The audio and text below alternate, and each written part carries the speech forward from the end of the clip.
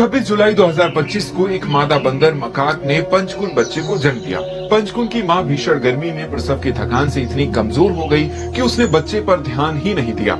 जब ग्रुप के किसी दूसरे बंदर ने भी पंचकुल को नहीं अपनाया तो अगले दिन चिड़ियाघर के कर्मचारियों ने उसे बोतल से दूध पिलाना शुरू किया।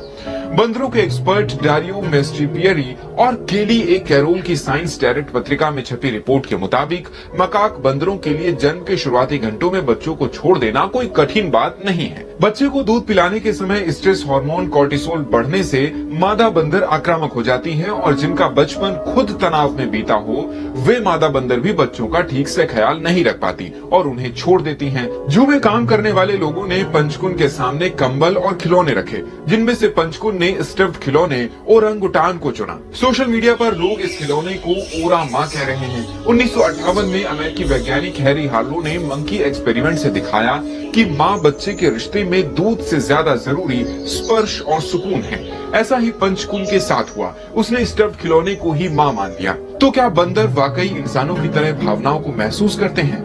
मशहूर प्राइमेटोलॉजिस्ट फ्रांस टी वॉल कहते हैं, इंसानों की फीलिंग्स ज्यादा गहरी और बेहतर हो चुकी हैं, लेकिन मूल रूप से वह बंदरों से अलग नहीं है। मैंने दोनों की फीलिंग्स में कोई बुनियादी फर्क नहीं देखा। न्यूरो इमेजिंग स्टडीज बताती हैं कि बंदरों के दिमाग में भी इंसानों जैसे हिस्से होते हैं जो अलग अलग तरह के इमोशंस कंट्रोल करते हैं। तनाव के समय बंदरों में भी कोर्टिसोल का लेवल बढ़ता है जो इंसानों जैसा ही बायोलॉजिकल रिस्पॉन्स है। दुख के चलते बंदरों में शारीरिक बदलाव तक देखे गए हैं, जैसे दिमाग में खून का फ्लो कम होना या वजन घटना। इसके अलावा बंदर इंसानों की तरह ग्रुप में रहते हैं और एक दूसरे से सीखते हैं। साइंटिस्ट चार्ल्स डार्विन ने 1871 में लिखा कि मादा बंदर बच्चे की मौत पर शोक मनाती है।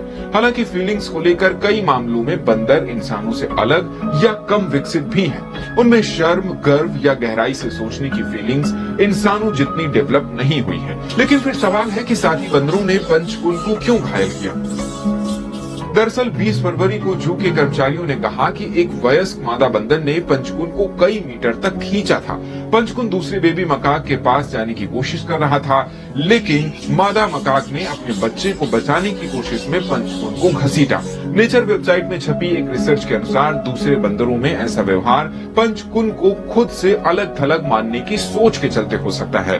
मकाक बंदरों में सामाजिक तनाव के चलते झगड़े होते हैं। इचिकावा सिटी जू के कर्मचारियों का कहना है कि पंच धीरे धीरे बंदरों के झुंड के साथ अपनी बातचीत बढ़ा रहा है, जिस वजह से हल्की नोकझोंक भी हो रही है। उम्मीद है वो जल्द ही सामान्य बंदरों की तरह झुंड में रहना सीख जाए।